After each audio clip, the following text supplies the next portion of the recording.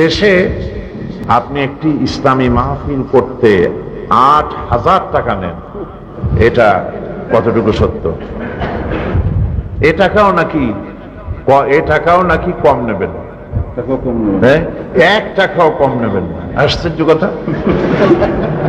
তো আপনি কি করে জানলেন যে আমি ৮,০০০ করে টাকা নেই আর ১ টাকাও কম নেই না? নিশ্চয়ই আপনাকে হয় আপনি দিয়েছেন, আর আপনি যদি না দিয়ে থাকেন তাহলে কারো মুখে শুনেছেন। যার মুখে শুনেছেন তাকে আপনার জিজ্ঞেস করা উচিত যে তিনি কার কাছে শুনেছেন। তিনিও বলবেন অমুকের কাছে শুনেছি। এইভাবে শুনতে শুনতে আসল ব্যক্তিকে খুঁজে পাওয়া যাবে না, কারণ আসলটা হচ্ছে শয়তান। সেখান থেকেই কথাটি এসেছে। আল্লাহ পাক সাক্ষী, আল্লাহ পাক সাক্ষী, এর থেকে বড় কথা তো আর নাই। আল্লাহ পাক সাক্ষী, আমার সারা জীবনে বাংলাদেশ এবং বাংলাদেশের বাইরে এমন কোন মায়ের সন্তান নাই যে আমার সামনে দাঁড়ায় কথা বলতে পারে যে আপনি আমার সাথে চুক্তি করে মাহফিল করেছেন, এত টাকা দিয়েছি, কম হয়েছে বলে ফেরত দিয়েছেন, বেশি করে ডিমান্ড করেছেন, এ কথা কেউ বলতে পারবে না। এই ধরনের বাজে কাজ আমি জীবনেও করিনি। বিসমিল্লাহির রহমানির রহিম। বিশ্ব বরেণ্য মুফাসসিরে কোরআন আল্লামা দেলাওয়ার হোসাইন সাঈদী তিনি কাতারে এক সুধী সমাবেশে এমন কিছু প্রশ্নের উত্তর দেন যা হয়তো আপনি জীবনে প্রথম শুনবেন। এখন কাতারের দোহায় অনুষ্ঠিত বিশেষ সুধী সমাবেশে সুধীজনের বিভিন্ন প্রশ্নের উত্তর দিচ্ছেন আল্লামা দেলাওয়ার হোসাইন সাঈদী। শব্দধারণ মাহসিন সাউন্ড সিস্টেম, প্রযোজনায় সিএইচপি। সুধী তাফসির মাহফিল সিএইচপি চ্যানেলে আল্লামা সাঈদীর মূল্যবান প্রশ্নোত্তর এখন শুনতে পারবেন। নাহমাদুহু ওয়া নুসাল্লি আলা রাসূলিহিল কারীম ওয়া আলা আলিহি ওয়া আসহাবিহি আজমাইন। আউযু বিল্লাহি মিনাশ শাইতানির রাজীম। বিসমিল্লাহির রহমানির রহিম।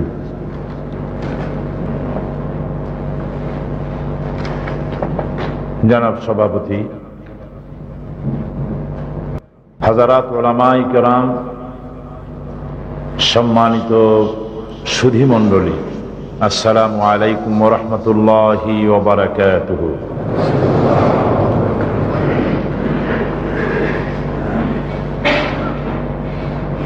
আমরা আল্লাহ সুবহানাহু ওয়া তাআলার দরবারে শুকরগুজার হচ্ছি, যিনি একটানা ২৬ তারিখ থেকে শুরু করে এ পর্যন্ত প্রতিদিন এখানকার ভাইদের সঙ্গে বিভিন্ন প্রোগ্রামে মিলিত হওয়ার সুযোগ দিলেন, কথা বলার, শোনার সুযোগ করেছেন। তার দরবারে শুকরিয়া আদায় করছি, আলহামদুলিল্লাহ। আজকে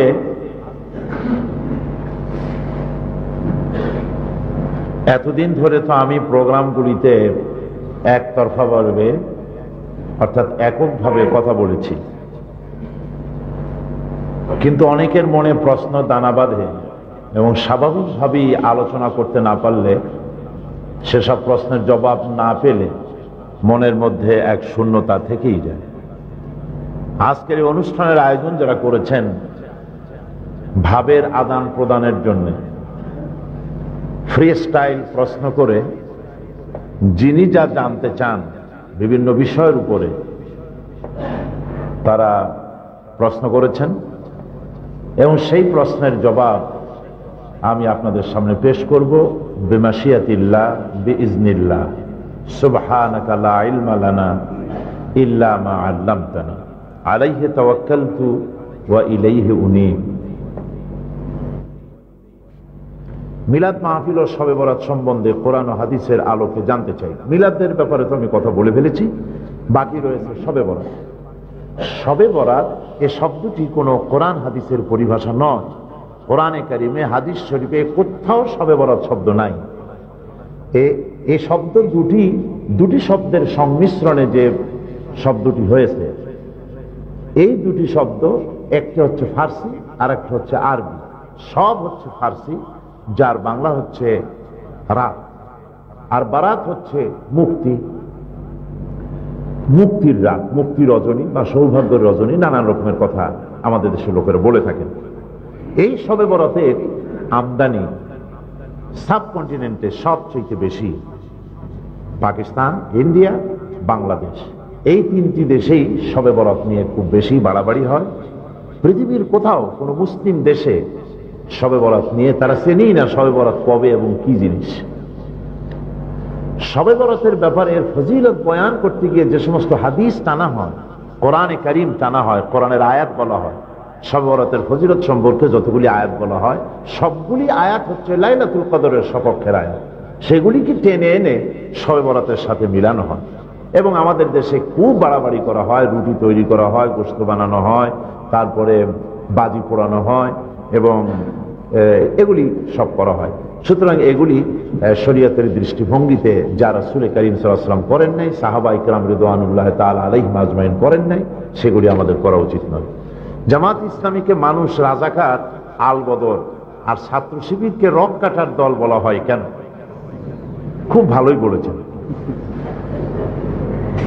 রাজাকার তো শব্দটা রাজাকার, শব্দটা হচ্ছে রেজাকার। এখন এটাকে বাংলায় উচ্চারণ করতে গিয়ে বাংলায় এটা রাজাকার হয়ে গেছে। কার রাজা? রেজাকার শব্দের অর্থ হচ্ছে ইংরেজিতে বলা হয় ভলেন্টিয়ার, আর বাংলায় এটাকে বলা হয় স্বেচ্ছাসেবক। তদানীন্তন পাকিস্তান গভর্নমেন্ট 1971 সনের স্বাধীনতা সংগ্রামের বিরোধিতা করার জন্য যে মিলিশিয়া পাঠাইছিল, পাক আর্মি এবং মিলিশিয়া যারা পাঠাইছিল, তাদের সঙ্গে আরো লোক নেওয়ার জন্য গভর্নমেন্টের পক্ষ থেকে বাজারে বাজারে রেডিওতে অ্যানাউন্স করা হতো, টিভিতে বলা হতো এবং বাজারে বাজারে ঢোল পিটাইয়া লোক নেওয়া হতো, রেজাকার নেওয়া হতো। তো যেসব জায়গায় তাদেরকে যেতে বলা হতো সেই সব জায়গায় তারা যেত। তারপরে তাদেরকে নাম ঠিকানা ইত্যাদি বায়োডাটা নিয়ে তাদেরকে গ্রহণ করা হতো। সরকার, তদানীন্তন সরকার তাদেরকে অস্ত্র দিত, অস্ত্রের ট্রেনিং দিত এবং প্রতি মাসে তাদেরকে বেতন দিত পাকিস্তান গভর্নমেন্ট। সুতরাং এখানে নানান শ্রেণীর লোক গিয়েছে, এখানে মুসলিম লীগ লোক দিয়েছে, নিজাম ইসলামের লোক গেছে, ক্রস সেকশনের পিপল, যাদের পয়সা দরকার সে ধরনের লোক এর মধ্যে গেছে, সামিল হয়েছে।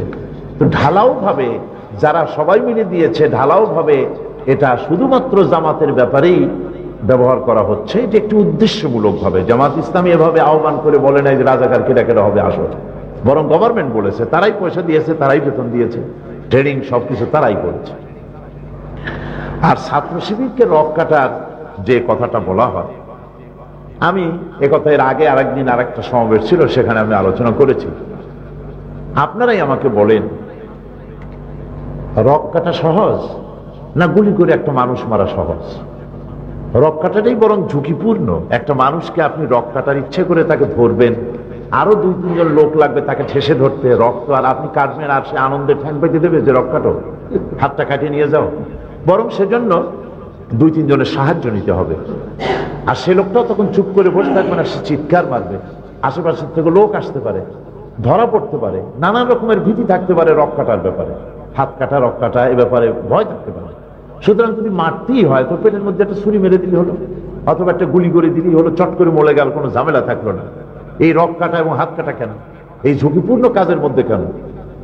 মূল বিষয়টা হলো এ ধরনের একটি কথা বলে, এই ধরনের কথা বলে শিবিরের কাছ থেকে ইয়াং জেনারেশন যেন একটা প্যানিক সৃষ্টি হয়, তারা যেন এই আন্দোলনের সাথে শরিক না হতে পারে, এই জন্য এই ব্যবস্থা করা হয়েছে।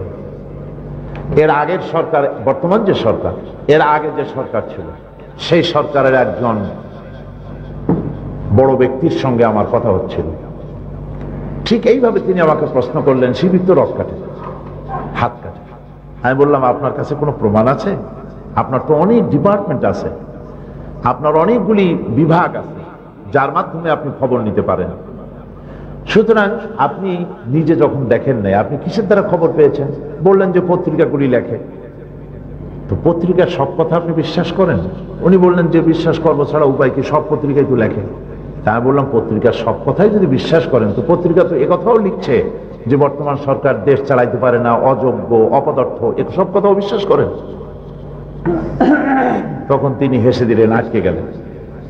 মূল কথা হলো যে মানুষকে বিভ্রান্ত করার জন্য এক একটা আফওয়া, অর্থাৎ এক একটা একটা অমূলক উদ্দেশ্যমূলক কিছু কথাকে ছড়িয়ে দিয়ে মানুষকে মূল উদ্দেশ্য থেকে ফিরে রাখার জন্য একটা উদ্ভট চেষ্টা ছাড়া কিছু নয়। আপনার যেভাবে জনসমর্থন আছে, যদি আপনাকে জামাতের আমির বানানো হয় তাহলে জামাত অনেক ঊর্ধ্বে উঠে যেত। আপনার মতামত ব্যক্ত করুন। আমি এ জাতীয় চিন্তা কখনো করিনি, বরং জামাত ইসলামী যে সিস্টেমে অগ্রসর হচ্ছে, আলহামদুলিল্লাহ আমাদের কাজ চলতেছে, সকল মহলের মধ্যে আল্লাহর মেহেরবানি কাজ চলতেছে, সায়েন্টিফিক পদ্ধতিতে চলতেছে। প্রশ্ন উঠতে পারে, এত সায়েন্টিফিক পদ্ধতিতে আপনারা ফেল করেন কেন? কারণ হলো আমরা তো যেন তেন প্রকারে আমরা ক্ষমতায় যেতে চাই না। অন্যরা যেভাবে যেমন তেমন ভাবে যেমন করে হোক ক্ষমতায় যেতেই হবে, তাতে ব্যালট বক্স সাইজে চুরি করো, বোমা বিস্ফোরণ করো, টাকা ছড়াও, মানুষ মারো, মিথ্যা কথা বলো, ষড়যন্ত্র করো। আমরা এভাবে চাই না। আমরা চাই মানুষকে বুঝাইয়া, মানুষকে দ্বীনকে বুঝাইয়া, ইসলামকে বুঝাইয়া ইসলামের দিকে আকৃষ্ট করার জন্য চাই। সেই জন্য সেই কাজটা আমরা করে যাচ্ছি। এখানে নেতৃত্বের আমার নেতৃত্বের কোনো মোহ আগেও ছিল না, এখনো নেই। আল্লাহ রাব্বুল আলামিন যখন যেখানে যেভাবে কাজ করার সুযোগ দেন সেভাবেই কাজ করে যাব ইনশাআল্লাহ। ইসলামের জন্য তথা মুসলমানদের জন্য বর্তমান বিশ্বে ইরানের প্রয়াত নেতা ইমাম খোমেনির সংস্কার নীতি কতটুকু গ্রহণীয় ও প্রয়োজন। খোমেনি সাহেবের নীতি আমাদের জন্য কোনো দরকার আছে বলে আমরা মনে করি না। আমি 2 বার সরকারিভাবে ইরান সফর করেছি। একবার খোমেনি সাহেবের দাওয়াতে করেছি, আর একবার বর্তমান সরকারের দাওয়াতে করেছি। তাতে করে আমার যে ইমপ্রেশন সেটা হচ্ছে, আমার লোকেরা যখন আমাকে প্রশ্ন করেছে যে আপনি কি এনেছেন, আমাদেরকে কি দিতে পারেন, ইরান সম্পর্কে কি বলবেন, আমি বলেছি যে ইরানের আকীদার দিক থেকে, তাদের নামাজ পড়ার দিক থেকে, তাদের আজানের দিক থেকে, তাদের বিভিন্ন ব্যাপারে আমাদের সাথে অনেক দূরত্ব। আমি তাদের কাছ থেকে একটা জিনিস গ্রহণযোগ্য আছে বলে আমি মনে করি, সেটা আপনাদের সামনে বলি। ইরানের কাছ থেকে একটা জিনিস গ্রহণযোগ্য আমি মনে করি, সেই জিনিসটা হচ্ছে তাদের অদম্য সাহসিকতা। আমেরিকার মতো একটা সুপার পাওয়ারের বিরুদ্ধে তারা যে লড়াই করেছেন, শাহাদাতের জজবা নিয়ে, কাফনের কাপড় মাথায় বেঁধে এত বড় বিরাট শক্তির সাথে যে তারা লড়েছেন, এই জিনিসটি, এই সাহসটি, এই জজবাটি দুনিয়ার যে কোনো দেশের মুসলমানরা গ্রহণ করতে পারে। খোমেনিকে বলা হয়েছে, আমেরিকা থেকে বলা হয়েছে যে আমাদের যে সমস্ত লোকদেরকে বন্দী করে রাখা হয়েছে, পণবন্দি করে রাখা হয়েছে, তাদেরকে ছেড়ে দাও, তা না হলে তোমাদের খাদ্য রসদ সব বন্ধ করে দেব। খোমেনি সাহেব বলেছেন, খাদ্য বন্ধ করার ভয় আমাকে দেখাবে না, কারণ যে জাতির উপবাস থাকা ফরজ, উপবাস থাকা ইবাদত, সেই জাতিকে খাদ্য বন্ধ করার ভয় দেখাইয়া আমাকে তুমি কাজ করতে পারবে না। আমরা তো সারা বছরে 1 মাস না খেয়ে থাকি, এটা আমাদের ইবাদত, কাজে তোমার খাদ্যের পরও আমি করি না। কিন্তু এই যে একটা বৃহৎ পাওয়ারের সঙ্গে এই জাতীয় কথাবার্তা বলা এবং তার বিরোধিতা করা, এবং সাম্রাজ্যবাদী আগ্রাসনবাদী শক্তিকে প্রধানত করেছে তারা যেভাবে, এই জিনিসটা পৃথিবীর যে কোনো দেশের মুসলমানেরা গ্রহণ করতে পারে। As opposing by the ulama kiram, what basis you have joined the Jamaat Islami party? ulama kiramদের বিরোধিতা সত্ত্বেও জামাত ইসলামীতে যোগদান করলাম কেন? এখন ulama kiram যারা বিরোধিতা করেন, আমরা ছোট হলেও আমরাও কিছু কোরআন হাদিস শিখেছি, কোরআন হাদিস কিছু জ্ঞান অর্জন করেছি। ইকামতি দ্বীন, দ্বীন প্রতিষ্ঠা করা, এটা হচ্ছে ফরজ দায়িত্ব। সেই ফরজ দায়িত্ব হিসেবে আমার চিন্তায়, আমার বিবেচনায় বাংলাদেশে একটি এই আধুনিক যুগে একটা স্টেট পরিচালনা করার জন্য আহলে সুন্নাতুল জামাতের আকীদা অনুযায়ী আধুনিক বিশ্বে আধুনিক রাষ্ট্র পরিচালনার জন্য যোগ্যতা সম্পন্ন লোক তৈরি করছে জামাত ইসলামী, এটা আমার কাছে প্রমাণিত। এই জন্যে আমি জামাত ইসলামীতে যোগদান করেছি। যারা বিরোধিতা করছেন ওনারা যদি এর থেকে ভালো কোনো পার্টি করতেন আমি অবশ্যই সেখানে যোগদান করতাম। এখনো যদি জামাতের চাইতে কেউ যদি কোনো ভালো ভালো পার্টি করেন, তা আমি এটা পড়ে থাকুক কেন, আমি সেটাই যাবো ইনশাআল্লাহ। কাজে আমরা চাই, আমরা ইসলাম চাই। আমরা একথাও বলেছি যে বিএনপির সময় বলেছি, এখন আওয়ামী লীগের সময় বলছি, জামাত ইসলামে কি ইসলাম কায়েম করতে হবে এর কোনো মানে নাই। আওয়ামী লীগ সরকারও যদি বলে যে আমরা কোরআন সুন্নাহ অনুযায়ী দেশ চালাবো, আমি প্রকাশ্য ঘোষণা দিয়েছি, যদি তা বলেন তারা জামাত ইসলামী করার কোনো প্রয়োজন নাই, আমরা তাহলে এই সরকারকেই সহযোগিতা করব। আমরা কোরআন সুন্নাহ চাই। যারা বিরোধিতা করেন জামাত ইসলামীর, ওনারা শুধু বিরোধিতাই করছেন, জাতির জন্য গ্রহণযোগ্য একটা সংগঠন কায়েম করা, এ ব্যাপারে কি অবদান রেখেছেন? একটা সংগঠন, হ্যাঁ বিভিন্ন দল নাম আপনি বলতে পারেন, আমি দলের নামগুলি নিলাম না, ইসলামের বিভিন্ন দল আছে, কিন্তু তারা একটা ইসলামী দল বানাইলেই তো হলো না। আমার দেশে 60টা 64টা জেলা আছে। ইসলামী গভর্নমেন্ট মানে কি? গভর্নমেন্টটা পরিচালিত হবে ইসলামী আইন অনুযায়ী, ইসলামী কানুন অনুযায়ী। এখন আপনি ইসলামী গভর্নমেন্ট ফর্ম করলেন, 64টা ডিসি আপনাকে দিতে হবে। তা আপনি যদি কোনো মসজিদের ইমাম সাহেবকে ধরে ডিসি পদে যদি দিয়ে দেন, আগের থেকেই যদি কোনো ট্রেনিং দেওয়া না থাকে, তাহলে 5 দিন ডিসির চেয়ারে বসে পলায় যাবে, চালাইতে পারবে না। কথা ঠিক কিনা বলুন? এই যে বিসিএস পরীক্ষা দেয় কেন? লোকেরা সিভিল অ্যাডমিনিস্ট্রেশন পড়ে কেন? সিভিল অ্যাডমিনিস্ট্রেশন পড়তে হয় সিভিল গভর্নমেন্ট চালাবার জন্য, যোগ্যতা অর্জন করতে হয়।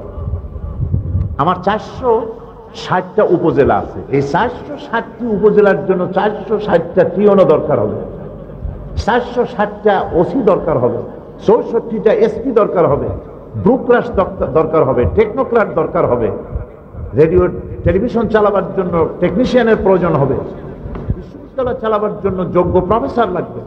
এই লোকগুলি যদি আগের থেকে আপনি তৈরি করার কোনো পরিকল্পনা না থাকে, তাহলে হঠাৎ করে আপনি পার্লামেন্টে গিয়ে ঝাড়ফুঁক দিয়ে ফারাক্কা সমস্যার সমাধান করতে পারবেন না। এটার জন্য ট্রেনিং এর প্রয়োজন। জামাত ইসলামী তো সেই ট্রেনিং দেয়। এটা একটা বিশ্ববিদ্যালয়ের মতো, আলহামদুলিল্লাহ, এটা বিশ্ববিদ্যালয়ের মতো। এখানে এমএ পাস করে যারা আসে, দ্বীনি জ্ঞান মোটেও অর্জন করে নাই, সেই লোক শুধু এমএ পাস করে জামাতে ভর্তি হয়েছে। জামাত ইসলামীতে আসার পর তাকে টাইটেল পাস করলে যে কোরআন হাদিস সম্পর্কে যে জ্ঞান হয়, অতটা জ্ঞান না দিতে পারলেও অন্তত জনসমক্ষে আলেমদের সামনে দার্সে কোরআন, দার্সে হাদিস পেশ করার মতো এবং বিভিন্ন মাসাইল সম্পর্কে জ্ঞান তাকে দেওয়া হয়। আপনারা দেশে গিয়ে দেখুন, আলহামদুলিল্লাহ বহুত ইংরেজি শিক্ষিত, আপনি দেখলে ঠিক পাবেন না। যারা চট্টগ্রামে যাদের বাড়ি আছে তাদেরকে বলি, চট্টগ্রাম বিশ্ববিদ্যালয়ের এক সময় নাম করা নেতা ছিলেন বিশ্ববিদ্যালয়ের অধ্যাপক মুফিজুর রহমান, ইংলিশে মাস্টার্স করেছেন, এখন একটা কলেজের ইংলিশ প্রফেসর তিনি। অধ্যাপক মুফিজুর রহমান সাহেব যখন বক্তৃতা করেন, আলেম ওলামা, সে দেওবন্দি ওলামা হোক আর আলিয়ার ওলামা হোক, হা করে তাকায় থাকে তার হাদিস, তার কোরআনের আলোচনা শুনে। আলহামদুলিল্লাহ, জামাত ইসলামী একটা নাম নিলাম, এরকম বহু আছে জামাত ইসলামী এভাবে করেছে। আবার যারা টাইটেল পাস করে এসেছেন, দুনিয়া সম্পর্কে জ্ঞান রাখেন না, পররাষ্ট্রনীতি কারে বলে, সুপার পাওয়ার কারে বলে, ন্যাটো কারে বলে, আসিয়ান কাকে বলে, সার্ক কাকে বলে, সেন্টো কাকে বলে, সিয়েটো কাকে বলে, লিগ অফ নেশনস কাকে বলে, ইউনাইটেড নেশনস অর্গানাইজেশন কাকে বলে, এগুলি জানারই কথা না। মাদ্রাসা থেকে পড়ে এসছে, মাদ্রাসায় টাইটেল পাস করে আসছে। এদেরকে আল্লাহর মেহেরবানি এমন জ্ঞান এখানে দেওয়া হয়, যাতে করে আপনি যদি বলেন যে ইসলামী রাষ্ট্র হলে পরে তার পররাষ্ট্রনীতি কি ধরনের হবে, আপনি বলুন, আপনাকে অন্তত ঘন্টাখানেক তিনি বুঝাইতে পারবেন কোরআন হাদিস থেকে। ইন্টারেস্ট ফ্রি, সুদবিহীন ব্যাংকিং সিস্টেম কিভাবে চলবে? সুদ যদি বন্ধ করে দেন, তাহলে ট্রেড ইন্টারন্যাশনাল আপনি কিভাবে করবেন? কোরআন হাদিস দিয়ে বলেন, তিনি বলতে পারবেন। এইভাবে করে এটা একটা বিশ্ববিদ্যালয়ের মতো আল্লাহর মেহেরবানি, যেখানে যার যেটুকুন অভাব থাকে সে অভাবটুকুন পূরণ করে দেওয়ার জন্য প্রচেষ্টা করা হয়। সেজন্যই জামাত ইসলামী যত লোকের বিরোধিতা করুন, এই বিরোধিতার হার এখন কমে আসতেছে আলহামদুলিল্লাহ। শানিত বিরোধিতা অনেক অংশে কমে আসতেছে, আরো বাকিটুকুনও যেন কমে যায়, আপনারা সকলে দোয়া করুন আল্লাহ পাক আমাদের মধ্যে পারস্পরিক মহব্বত যেন বৃদ্ধি করে দেয়, আমরা বলি আমিন। দিন প্রতিষ্ঠার কাজে হরতাল, অসহযোগ প্রভৃতি কর্মসূচি নেওয়া শরীয়তের দৃষ্টিভঙ্গি কি? হরতাল, অসহযোগ জিনিসটা তো জনগণের জন্য কষ্টকর, আর যা আল্লাহর বান্দাদেরকে যেসব জিনিস কষ্ট দেয় তা শরীয়ত জায়েজ রাখে না। কিন্তু অনেক সময় নাজায়েজ জিনিস বাধ্য হতে হয়, যেমন ছবি তোলা নাজায়েজ কিন্তু কোনো কোনো ক্ষেত্রে জায়েজ। আপনি গভর্নমেন্টের বিরুদ্ধে জনগণের দাবি, এই দাবি উত্থাপন করবেন গভর্নমেন্টের কাছে কিভাবে? বক্তৃতার মাধ্যমে করবেন, পত্রিকায় বিবৃতির মাধ্যমে করবেন, মিছিল করবেন, সমাবেশ করবেন, বিক্ষোভ করবেন। আপনার first gear, third gear, second gear, fourth gear, কোনো গিয়ারই যখন মানে না তখন হরতাল হচ্ছে শেষ ওষুধ। এটা দেওয়া ছাড়া বিরোধী দলের কাছে আর কোনো ওষুধ থাকে না। এটা কোরআন, এটা সর্বশেষ ওষুধ। এটা গোটা পৃথিবীতে গণতান্ত্রিক সিস্টেমে একটা বৈধ বিধি, গোটা বিশ্বব্যাপী স্বীকৃত। সুতরাং এর দ্বারা একটু কষ্ট হলেও, কষ্ট হয় বলেই তো একটা ভালো জিনিস লাভ করা যায়। মা যদি 10 মাস ধরে পেটে ধরার কষ্ট সহ্য না করতেন, ডেলিভারির চূড়ান্ত মৃত্যুর যন্ত্রণা যদি সহ্য না করতেন, তাহলে নতুন চাঁদ মুখ তো আমরা দেখতে পারতাম না। এই জন্য জনগণকে কোনো কোনো ক্ষেত্রে স্যাক্রিফাইস করতে হয়, এবং শরীয়তের দৃষ্টিতে তা তখন অনেকটা শিথিল হয়ে যায় জনস্বার্থে, দিনের স্বার্থে। আমার স্ত্রী আমার আদেশ মানে না এবং ভালোবাসার প্রকাশ করে না, এই পরিস্থিতিতে তাকে কি করা? খুব দুঃখজনক কথা। আমরা আপনাকে সহানুভূতি জানাচ্ছি। এই পরিস্থিতিতে আপনার স্ত্রীকে আপনাকে বুঝাতে হবে। স্ত্রীর কোনো আচরণে অসন্তুষ্ট হয়ে তালাক দেওয়ার মতো কঠিন সিদ্ধান্ত নিতে আল্লাহ পাক নিষেধ করেছেন। কোরআন শরীফে আল্লাহ পাক কথা স্পষ্ট করে বলেছেন, স্ত্রীর কোনো ব্যবহারে যদি মন নষ্ট হয়ে যায়, মন খারাপ হয়ে যায়, তাৎক্ষণিক রাগের মাথায় কোনো সিদ্ধান্ত নিও না, বরং আজকের ব্যবহারে তোমার মন খারাপ হয়েছে ঠিক, কিন্তু এর আগে তোমার জীবনে তার অনেক ভালোবাসা, অনেক অবদান আছে, সেগুলির কথা স্মরণ করে আজকেরটা ক্ষমা করে দাও। ইসলাম তালাক চায় না, ইসলাম ভালোবাসা চায়, মহব্বত চায়, পারস্পরিক সৌহার্দ্য চায়। এখন আপনার ভালোবাসার প্রকাশ কেন করে না, এটা আপনার ভালো জানার কথা। আপনি আপনার স্ত্রীর কাছে যে ধরনের ব্যবহার আশা করেন, আপনার স্ত্রীও কিন্তু আপনার কাছ থেকে সেই ধরনের ব্যবহার আশা করে। উভয়ের প্রতি যদি ভালো ব্যবহার করেন, কোরআন শরীফের মধ্যে আল্লাহ পাক বলেছেন, ওয়াশিরুহুন্না বিল মারুফ, তোমরা তোমাদের স্ত্রীদের সঙ্গে সৎ ব্যবহার করো, ভালো ব্যবহার করো। রাসূল করিম সাল্লাল্লাহু আলাইহি ওয়াসাল্লাম তার স্ত্রীদের সঙ্গে সৎ ব্যবহার করতেন। হুজুর বলেছেন, তোমাদের মধ্যে উত্তম হচ্ছে সেই যে ব্যক্তি তোমাদের স্ত্রীদের কাছে উত্তম। আমি কিন্তু আমার স্ত্রীদের কাছে উত্তম ব্যক্তি। স্ত্রীর কাছে উত্তম হওয়া কঠিন ব্যাপার, এটা বাঁকা হাড়ের তৈরি। রাসূল বলেছেন, রাসূল করিম সাল্লাল্লাহু আলাইহি ওয়াসাল্লাম বলেছেন, বেশি সোজা করতে চাইও না, তাহলে ভেঙে যাবে। অনেকে মনে করেন পাঁজড়ার হাড় দিয়ে তৈরি করা হয়েছে, পাঁজরের বাঁকা হাড় দিয়ে তৈরি করা হয়েছে, পুরুষের স্বামী হাড় দিয়ে তৈরি করা হয়েছে। তো এই কথা যদি সত্য হয়, তাহলে যে ব্যক্তি 7-8টা বিবাহ করেছে তার তো পাঁচজোড়া হাড় একটাও থাকার কথা ছিল। এটি হচ্ছে পাঁজরের বাঁকা হাড়ের মতো বাঁকা। একে খুব সহজে কৌশলে ডিলিংসটা, বিহেভটা খুব কৌশলের, খুব টেকনিকের সঙ্গে হতে হবে। আপনি টেকনিকের সাথে অগ্রসর হন, আপনি তার প্রশংসা প্রথমে করেন, তারপরে সেও আপনার প্রশংসা করবে ইনশাআল্লাহ। আমাদের পবিত্র ঈদের দিন নামাজের পর সিনা মিলাইয়া কোলাকুলি করি, এইটা জায়েজ কিনা সহিহ হাদিস দিয়ে বলবেন।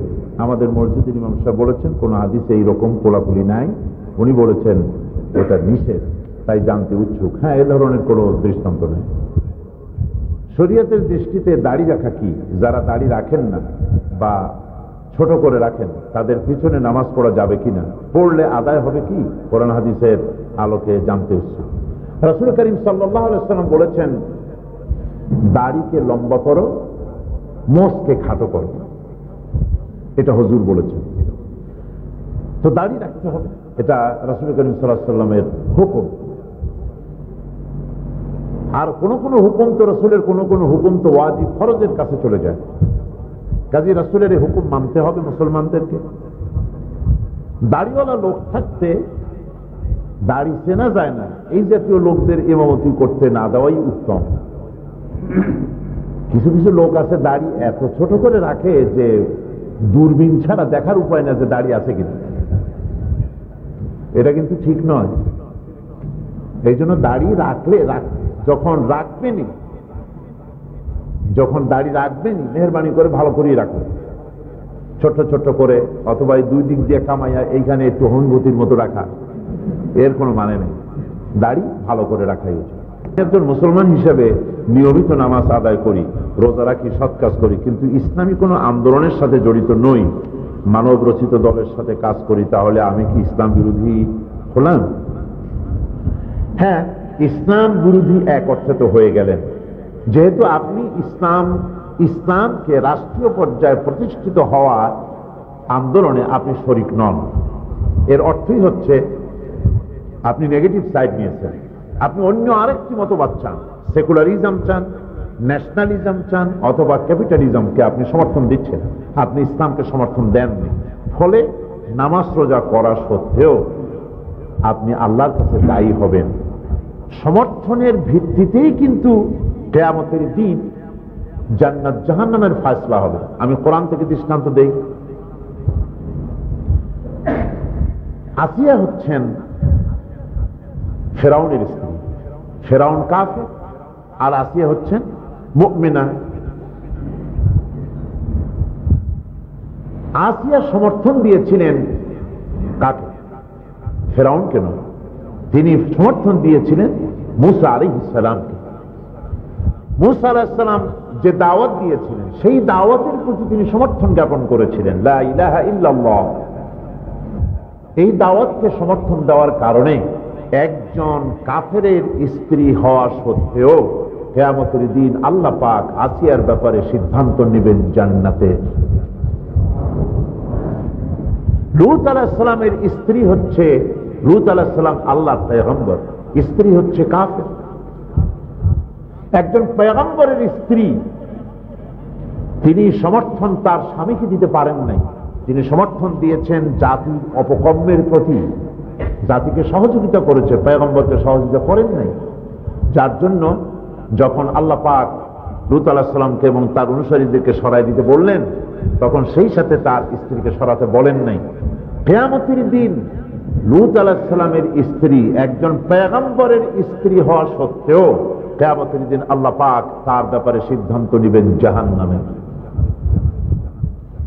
আপনার সমর্থনের ব্যাপার, আপনি কি জিনিসকে সমর্থন করছেন। সমর্থন অর্থই হচ্ছে আপনি ইসলামের পরিবর্তে ক্যাপিটালিজমকে ভালোবাসতেছেন, ইসলামের বিকল্প হিসাবে আপনি সেকুলারিজমকে ভালোবাসতেছেন, ইসলামের বিকল্প হিসাবে আপনি ন্যাশনালিজমকে পছন্দ করছেন। অথচ আল্লাহ পাক কোরআনে কারীমের মধ্যে পরিষ্কার করে বলে দিয়েছেন যে আমার দ্বীনকে প্রতিষ্ঠা করো, কোরআন এবং সুন্নাহ মোতাবেক দেশ শাসন করো। আল্লাহ বলেছেন, আল্লাহ রাসূল বলেছেন। সুতরাং একজন মুসলমান হিসেবে আমাদের প্রত্যেকেরই করা উচিত কোরআন এবং সুন্নাহ যে পথে বাস্তবায়িত হয় সেই পথেই কাজ করা উচিত। কোরআন ও হাদিসে আছে তোমরা পরনারীর থেকে দৃষ্টিকে নিয়ন্ত্রণ করো। তাহলে সংসদে প্রধানমন্ত্রী, বিরোধী দলের নেত্রী, অনেক মহিলা নেত্রী থাকা সত্ত্বেও আপনি কি করে সংসদে আপনার দৃষ্টিকে নিয়ন্ত্রণে রাখেন? সেটা তো আমার ব্যাপার, সেটা তো আমার ব্যাপার। সুতরাং নিয়ন্ত্রণ যেভাবে রাখলে আল্লাহ পাক খুশি থাকেন সে ব্যাপারে আমার সতর্ক দৃষ্টি থাকে। সাহাবায়ে কেরাম রিদওয়ানুল্লাহ তাআলা আলাইহিম আজমাইন সত্যের মাপকাঠি কিনা, এটি একটি বহুল আলোচিত প্রশ্ন আপনি করেছেন। এই প্রশ্নটি সাবকন্টিনেন্টে ব্যাপকভাবে এই প্রশ্নটি করা হয়। সাহাবায়ে কেরামদের, রাসূল এবং সাহাবী, এই দুটি জিনিস আগে বোঝেন। রাসূল হচ্ছেন আল্লাহ কর্তৃক নিয়ন্ত্রিত, এই জন্য রাসূল মাসুম। সাহাবায়ে কেরামদেরকে কোরআন হাদিস মাসুম বলে নাই। এ কথা ঠিক কিনা বলেন? কথা বলতে আপত্তি কি? একমাত্র আম্বিয়া আলাইহিস সালাম তারা হচ্ছেন মাসুম, বেগুনাহ, তাদের কোনো গুনাহ নাই, তাদের কোনো ভুল নাই। সাহাবায়ে কেরামদের আল্লাহ পাক নবীদেরকে যেভাবে হেফাজত করেছেন, সাহাবায়ে কেরামদেরকে এইভাবে নবীদের মতো করে হেফাজত করার প্রশ্নই ওঠে না। সাহাবায়ে কেরামদের মধ্যে ভুল ত্রুটি হতে পারে, তবে সাহাবীরা হচ্ছেন নবীর পরেই যাদের মর্যাদা, তারা হচ্ছেন সাহাবায়ে কেরাম রিদওয়ানুল্লাহ তাআলা আলাইহিম আজমাইন। আমাদের অন্তর দিয়ে তাদেরকে শ্রদ্ধা করি, সম্মান করি। সাহাবীরা আল্লাহর উপরে খুশি, আল্লাহ সাহাবীদের উপরে খুশি, তাদের সম্মান মর্যাদা যথেষ্ট। কিন্তু ওয়াজিব তো ওয়াজিবের মকামে থাকবে, ফরজ তো ফরজের মকামে থাকবে। কোনদিন ওয়াজিব ফরজের সমকক্ষ হতে পারে না। আলেম ওলামা পীর বুজুর্গদের সম্মান আছে, কিন্তু সেই সম্মান সাহাবীদের উপরে সাহাবীদের মতো কখনো হতে পারে না। আবার সাহাবীদের সম্মান তো অবশ্যই আছে, কিন্তু তা কখনো নবীদের সমান হতে পারে না। নবীদের মর্যাদা তো অবশ্যই আছে, কিন্তু তা কখনোই কোনোভাবেই কোনো অবস্থাতেই আল্লাহর সমকক্ষ হতে পারে না। রাসূল যদি সত্যের মাপকাঠি হন আর সাহাবীও যদি সত্যের মাপকাঠি হন, তাহলে দুইয়ের মধ্যে আপনি পার্থক্য করবেন কি করে বলুন আমাকে? সত্যের মাপকাঠি রাসূল করিম সাল্লাল্লাহু আলাইহি ওয়াসাল্লাম। এখানে আমি সোনা এবং কষ্টি পাথরের দৃষ্টান্ত দিতে পারি। সোনাটা খাঁটি কিনা, ধরুন এই জিনিসটা স্বর্ণের, ফর এক্সাম্পল এটা স্বর্ণের। এখন এই স্বর্ণটা খাঁটি কিনা সেটা বোঝার জন্য, যাচাই করার জন্য কি ব্যবহার করা হয়? কষ্টি পাথর। কষ্টি পাথর দিয়ে দেখতে হবে যেটা সত্যি সোনা কিনা। রাসূল করিম সাল্লাল্লাহু আলাইহি ওয়াসাল্লাম হচ্ছেন সত্যের মাপকাঠি, কষ্টি পাথর। এই সত্যের মাপকাঠি কষ্টি পাথর দিয়ে ঘষা খাঁটি সোনা হচ্ছে সাহাবায়ে কেরাম রিদওয়ানুল্লাহ তাআলা আলাইহিম আজমাইন। আর সোনা যতই খাঁটি হোক, তা কোনোদিন কষ্টি পাথর হতে পারে না। কোরআনে কারীম আল্লাহ রাব্বুল আলামিন বলেছেন, ফাইন তানাযাআতুম ফি শাইইন ফারুদ্দুহু ইলাল্লাহি ওয়ার রাসূল। কোন ব্যাপারে যদি তোমাদের মধ্যে মতানৈক্য দেখা যায়, তাহলে তোমরা আল্লাহ এবং রাসূলের দিকে প্রত্যাবর্তন করো। সাহাবীদের দিকেও প্রত্যাবর্তন করে কথা বলা হয়নি। সুতরাং রাসূল করিম সাল্লাল্লাহু আলাইহি ওয়াসাল্লামের মর্যাদা সকলের উপরে, তিনি সত্যের মাপকাঠি। আর সাহাবায়ে কেরাম হলেন রাসূলের সত্যের মাপকাঠিতে ঘষা খাঁটি সোনা। তাদের মর্যাদা পৃথিবীর সমস্ত মুসলমানদের চাইতে শীর্ষ মর্যাদা হচ্ছে সাহাবায়ে কেরামদের। তো নবীর যে কোয়ালিটি, নবীর যে মর্যাদা, সেই মর্যাদার সাথে সাহাবীদেরকে তুলনা করা সঠিক নয়। হযরত মুহাম্মদ সাল্লাল্লাহু আলাইহি ওয়াসাল্লাম কে আপনি বিভিন্ন মাহফিলে মহামানব বলে উল্লেখ করেছেন। কবি গোলাম মোস্তফা তার বিশ্বনবী গ্রন্থে তাকে মানুষ এবং অতি মানুষের তিনি ছিলেন সমন্বয়, এবং অন্যত্রে অতি মানুষ বা পূর্ণ মানুষ বলেছেন। পার্থক্য বুঝাইয়া দিয়া বুঝাইলে খুশি হব। হ্যাঁ, উনি মহামানব। মানব এবং মহামানব এ দুটির মধ্যে পার্থক্য আছে। অথচ আর একটু পরিষ্কার করে বলি, বুঝতে সুবিধা হবে। মানব অতি মানব, আর মানব আর মহামানব, এই দুটি কথার মধ্যে খুব পার্থক্য। মানব হচ্ছি আমরা, রাসূলও মানব, তিনিও মানুষ, কিন্তু তিনি মহামানব। কিভাবে? আমরা সেই মানব যারা আমরা মানবীয় দুর্বলতার ঊর্ধ্বে উঠতে পারি না। ভালো করে বুঝুন, আমরা মানুষ, আমরা মানবীয় দুর্বলতার ঊর্ধ্বে উঠতে পারি না। আমাদের মধ্যে পক্ষপাতিত্বের দুর্বলতা আছে, আমাদের মধ্যে মিথ্যে বলার প্রবণতা আছে, আমাদের মধ্যে স্বার্থপরতার প্রবণতা আছে, স্বজন প্রীতির প্রবণতা আছে, তারপরে ওজনে কম দেওয়া, খাদ্যে ভেজাল দেওয়া, আইল ঠেলা, এসব কিছু মানবীয় দুর্বলতার ঊর্ধ্বে আমরা উঠতে পারি না। মুহাম্মদ সাল্লাল্লাহু আলাইহি ওয়াসাল্লাম মানব, কিন্তু মহামানব। এসব মানবীয় দুর্বলতা থেকে তিনি অনেক অনেক অনেক ঊর্ধ্বে। কোন মানবীয় দুর্বলতা তাকে স্পর্শ করতে পারে না। মানুষ, মানব আর অতি মানব। মুহাম্মদ সাল্লাল্লাহু আলাইহি ওয়াসাল্লাম অতি মানব নন, মহামানব। অতি মানব হচ্ছে মানবীয় গুণাবলী থেকে যিনি ঊর্ধ্বে, মানবীয় গুণাবলী থেকে যিনি ঊর্ধ্বে তিনি হচ্ছেন অতি মানব। তারা হচ্ছে ফেরেশতারা। রসুল অতি মানব নন, আমরা মানব, রসুল মহামানব। অতি মানব নন এই জন্য যেহেতু আমরা ঘুমাই, রসুলও ঘুমাতেন। এগুলি মানবীয় কোয়ালিটি, মানুষের যা যা প্রয়োজন, নিত্য প্রয়োজনীয় জিনিসগুলি আমাদের যেমন আছে, রসুলের এগুলি ছিল। আমরা ঘুমাই, রসুলও ঘুমাতেন। আমরা বিবাহ করি, বাচ্চা হয়, রসুল বিবাহ করেছেন, বাচ্চা হয়েছে। আমরা বাজারঘাট করি, হুজুরও বাজারঘাট করেছেন, রসুল বাজার করেছেন। কাফেরেরা এই জন্য বলেছে মালে হাযার রসুল, কি আশ্চর্য রসুল যে আমাদের মতো বাজারে আসে, খায়। তাদের চিন্তা ছিল যে রসুল যিনি হবেন তিনি বাজারে আসবেন কেন, খাবেন কেন, ঘুমাবেন কেন। এই চিন্তাটা হচ্ছে কাফেরদের। আমাদের দেশে একজন শুনছিল যে অমুক পীর সাহেবের 5 ছেলে আর 9 মেয়ে। শুনে গজে সর্বনাশ, তাহলে আর বিশ্বাস করবো কারে? চিন্তা করছে পীর সাহেব মানুষ, এর বাচ্চা কাচ্চা হবে কেমন? এই হচ্ছে ব্যাপার। রসুল হচ্ছেন, তাহলে কথাটা আমরা পরিষ্কার করি, আমরা হচ্ছি মানব, রসুল হচ্ছেন মহামানব। নবীরা সব মহামানব, কিন্তু অতি মানব নন।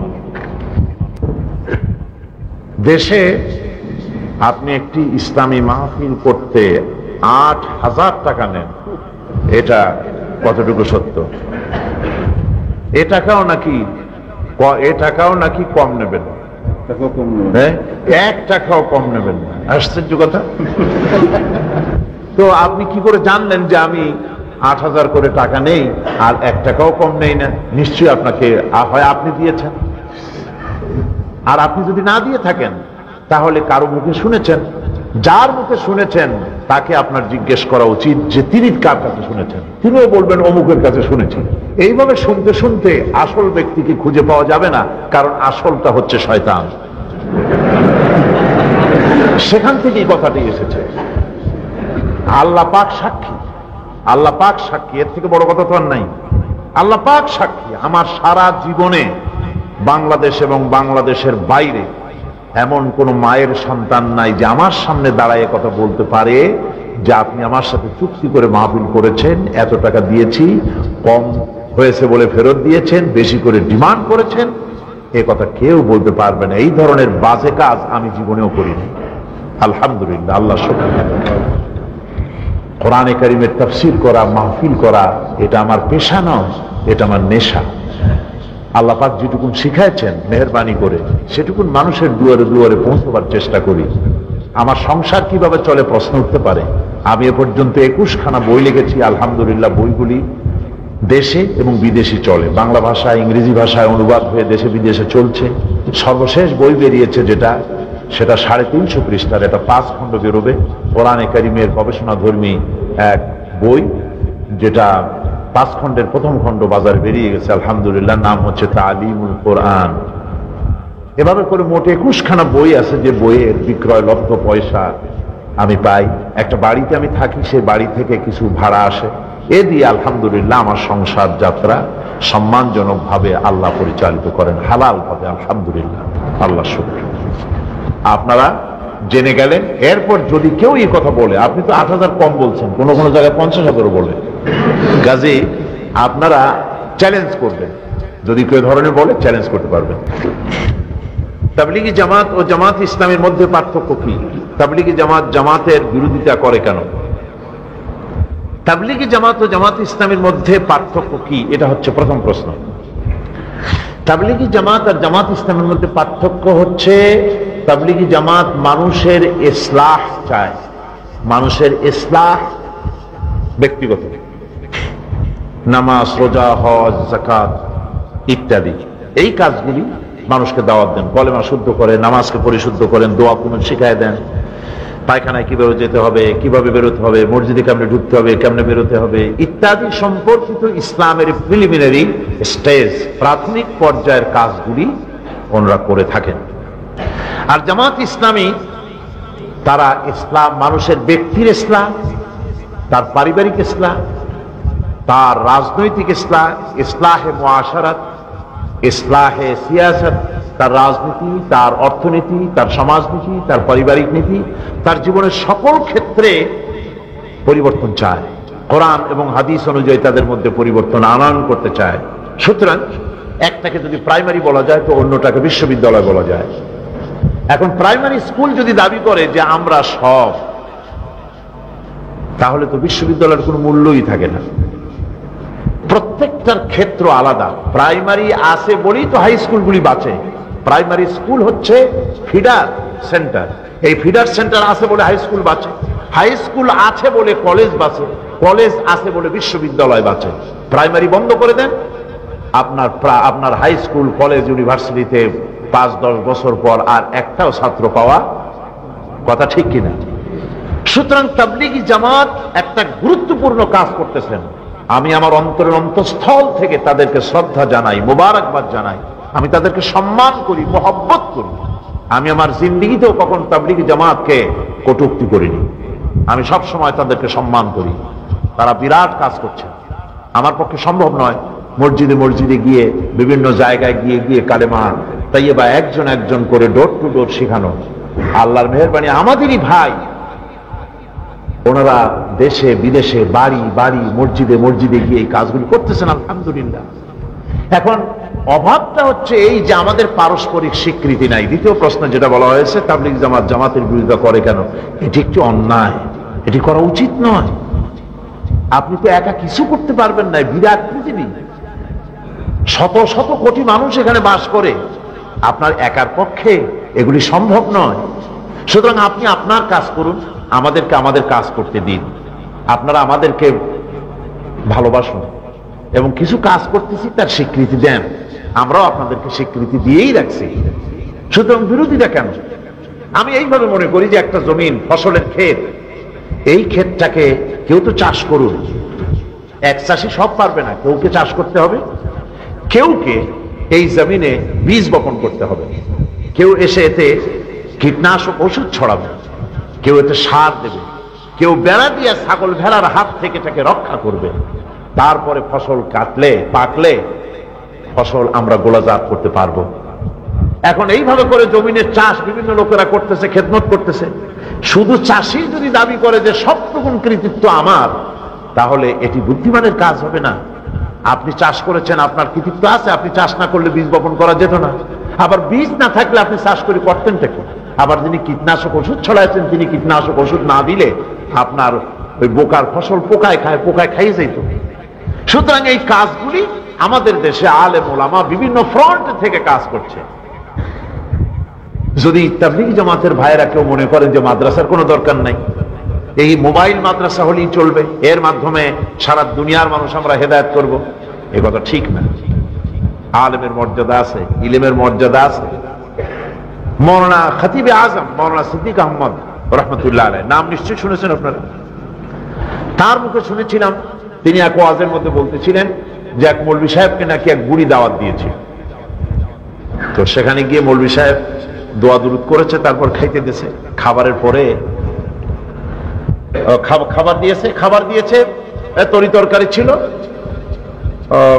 মুরগি, কচু এ দিয়ে রান্না করেছে খুব সুন্দর করে। মৌলভী সাহেব খেয়ে বলছেন, বুড়িমা রান্না এত সুন্দর হয়েছে আপনার, এই যে মুরগি দিয়ে যে কচু তরকারি রান্না করেছেন এত মজা হয়েছে, ঝোলটা খাইলাম, জোশটা এত মজা হয়েছে, মুরগি আপনি জবাব না দিলেও পারতেন, এত মজা হয়েছে ঝোল। বুড়ি বলছে, মৌলভী সাহেব জোশ মজা হয়েছে তো মুরগির কারণে, এটা আন্দাজে কেমনে মজা হবে? সুতরাং তাবলীগী জামাতের যে মজা, এই মজা তো আলেমদের কাছ থেকে আসছে। মাওলানা ইলিয়াস সাহেব রহমতুল্লাহ আলাইহ একজন আলেম ছিলেন। কাজে মাদ্রাসার দরকার নেই, আলেমদের দরকার নেই, এগুলো ঠিক না। যারা ওয়াজ নসিহত করছেন তাদের গুরুত্ব আছে, যারা মাদ্রাসা মসজিদ ইমামতি করছেন তাদের গুরুত্ব আছে, যারা ইসলামের বইপত্র লিখছেন তাদের গুরুত্ব আছে, যারা ইসলামের নামে রাজনীতি করছেন, আপনি করছেন না রাজনীতি, তাবলীগ জামাতের ভাইয়েরা আপনারা রাজনীতি করছেন না, কিন্তু গভর্নমেন্ট যে সমস্ত অন্যায় কাজ করছে তার প্রতিবাদ তো কাউকে না কাউকে করতে হবে। সেই প্রতিবাদটা কে করবে?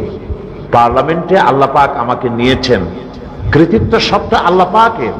ওইখানে স্পিকারকে মাথা ঝুঁকাইয়া তারপরে সম্মান প্রদর্শন করতে হয়। রুলস অফ প্রসিডিওর লেখা আছে 263 নম্বর বিধিতে, পরিষ্কার লেখা। স্পিকার নিজে এবং যত লোক এখানে যাতায়াত করবে, সংসদ সদস্যরা অবশ্য, তারা যাওয়ার সময় বেরোবার সময় সর্ব অবস্থায় স্পিকারকে মাথা নিচু করে তাকে সম্মান প্রদর্শন করতে হবে। আমি প্রথম দিনেই এই দৃশ্য দেখলাম। কিন্তু প্রতিবাদ করব কিভাবে আমার জানা নাই। পার্লামেন্টারি নর্মস আছে আলাদা, সেগুলি জানতে হবে। এ জানতে আমার 3-4 দিন লেগেছে। আমি রুলস অফ প্রসিডিওর পড়লাম, এর প্রতিবাদ কেমনে করতে হবে সে ধারা আমি বের করে ফেললাম। সেই ধারার উপরে আমি দাঁড়িয়ে বক্তব্য রাখলাম যে কোন মানুষ, কোন মুসলমান আল্লাহ রাব্বুল আলামিন ছাড়া কোন মানুষের সামনে সম্মানের জন্য মাথা নত করতে পারবে না। এটা সুস্পষ্ট শিরক। কোরআন দিয়ে হাদিস দিয়ে বুঝালো। আলহামদুলিল্লাহ, পুরা হাউস বুঝলো। স্পিকার সাহেব ঘোষণাই করলেন আমি আপনার সাথে একমত। আলহামদুলিল্লাহ। এখন ওই পার্লামেন্টে তো আপনি যান নাই, আল্লাহ আমাকে নিয়েছিলেন বলে রাজনীতি করি বলি ওখানে যেতে পেরেছি, এবং এই শীত থেকে অন্তত পার্লামেন্টকে রক্ষা করা গেছে আলহামদুলিল্লাহ। সেখানে দাঁড়িয়ে দাঁড়িয়ে তারা নীরবতা পালন করবে। আওয়ামী লীগের একজন সম্মানিত সদস্য মারা গেলেন, হবিগঞ্জের জনাব শরীফুদ্দিন সাহেব, উনি ইন্তেকাল করেছেন। প্রস্তাব উঠল পার্লামেন্টে যে আসুন আমরা ওনার সম্মান নীরব হয়ে দাঁড়াই। আমি বললাম মাননীয় স্পিকার, নীরবতা অবলম্বন করে আমরা ওনার রুহের উপরে কি বাড়াইতে পারবো? আমরা তো আমাদের মা বাপের রুহের ব্যাপারে এই ধরনের প্রহসন করি না। আমার মা বাপের, আমাদের মা বাপের কবরের কাছে যখন দাঁড়াই অবশ্যই সেখানে গিয়ে আমরা কোরআন শরীফ পড়ি, দরুদ পড়ি, তাদের জন্য দোয়া করি। এইভাবে নীরব হয়ে দাঁড়ায় থেকে লাভটা কি? তারা কি, আচ্ছা আপনি বলেন, এতে যদি লাভ হয়, ওনার রুহু যদি কিছু পায়, 5 মিনিট কেন, আমরা সারাক্ষণ খাড়াই থাকি, কপালে যা আসতাই হোক। আর কিছুই যদি না হয় তাহলে আসুন, এটা তো আমার মাহফিল না। আমার মাহফিল হলে আমি নিজেই বলতাম যে আপনারা দরুদ শরীফ পড়েন বা সূরা পড়েন, এটা আপনার। আপনি বলেন সকলকে সূরা ফাতিহা পড়েন, সূরা ইখলাস পড়েন, 3 বার দরুদ শরীফ পড়েন। স্পিকার সাহেব বললেন যে পড়েন সবাই সূরা ফাতিহা পড়েন, সূরা ইখলাস পড়েন। আলহামদুলিল্লাহ বলেন, আলহামদুলিল্লাহ। সুতরাং রাজনীতি না করলে ওখানে গিয়ে তো এই কথাগুলি বলা যেত না। তারপরে বিসমিল্লাহ অনুবাদ করে পড়ছে, আল্লাহ শব্দ উঠায় দেবে। এই সমস্ত বিরুদ্ধে কে কথা বলবে যদি রাজনীতি করা না হয়? আমি মদ এবং জুয়ার ব্যাপারে বিল তৈরি করেছি। আমি এখানে বসে থাকিনি, এখানে এসেছি, আমি বইপত্র ইত্যাদি সাথে করে নিয়ে এসেছি, এবং এই কয়দিনে আমি ফাঁকে ফাঁকে মদ এবং জুয়ার সম্পর্কে বিল রেডি করে ফেলেছি। আগামী সংসদে আল্লাহ যদি আমাকে বাঁচায় রাখেন, মদ জুয়াকে উৎখাত করার জন্য বিল উত্থাপন করব ইনশাআল্লাহ। তো এগুলি তো ওয়াজ নসিহত করে বন্ধ করা যাবে না। আমি তো 3 যুগ ওয়াজ করেছি, 3 যুগ, একটানা 36 বছর।